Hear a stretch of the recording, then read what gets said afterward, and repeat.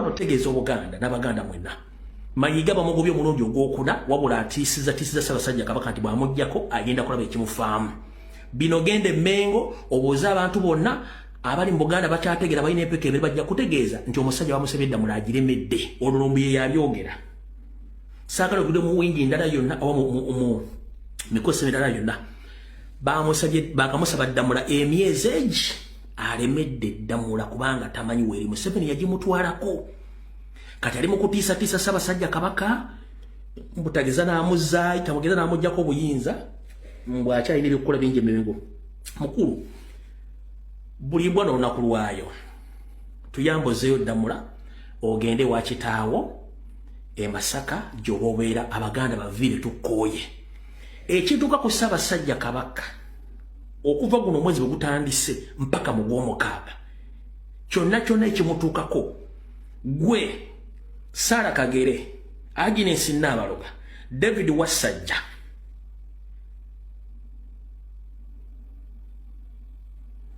wagwansibirwa Kawuki Ndazibonye kanga basomera amanya ngaddemu.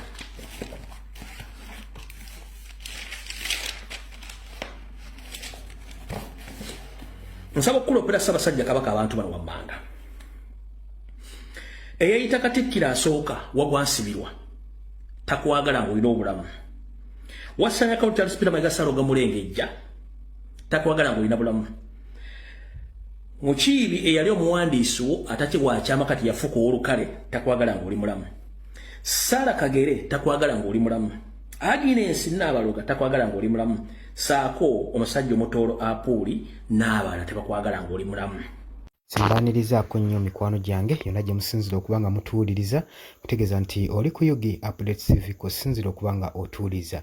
Mwebale nnyo okwekumira ku mayengo ga Yugi Update TV. Mikwano gyange abali emitala w'amayanja, abali Qatar, abali Dubai, abali Saudi Arabia, abali Oman, abali Qatar, abali mu US, abali mu UK, nammwe abali mu South Africa, nammwe abali ku muliraano Kenya, mbanirizaako mwebale mulimu gw'amaanyi ogw'omukolo ogw'obutaweera okubanga mutuwuliriza, omulayikinga, omusubscribinga, omusharinga. Wabula gwe atannaba kubanga otwegattako nga wandiyagadde otwegattako, nkubiriza okkirire wansi awo waliwo ekigambo subscribe kikooneko, ojja kubanga osobola bulungi nnyo otweyungako gwe mukwano gwange ali eyampuliriza osobole okubanga ofollowinga buli kye tukola. Naggamba nti okona ku kigambo subscribe teweerabirangako na mukadde kekakuyambako okukuleetera notification message, okukuleetera information singa wabeerawo information gye tuba tutadde ku mukutu guno ogwa Yugi Update TV. Mikwano gyange mmwe abali abampuliriza mwebale mulimu gw'amaanyi gwe mukola ogwo ogw'obutaweera. Ngenda mu maaso n'okutegeeza abantu mwenna abaagala okulanga ne Yugi Updates TV.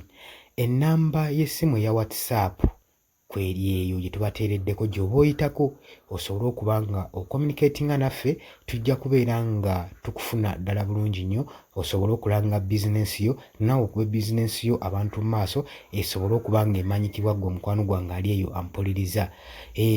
Ng'abalala muze mukikola n'abalala tubakubiriza mugende maaso n'okulanga naffe. Tubaagala nnyo mikwano gyaffe era tubategeeza nti mwebale kwekuumira ku Yugi Update TV. Mweraba.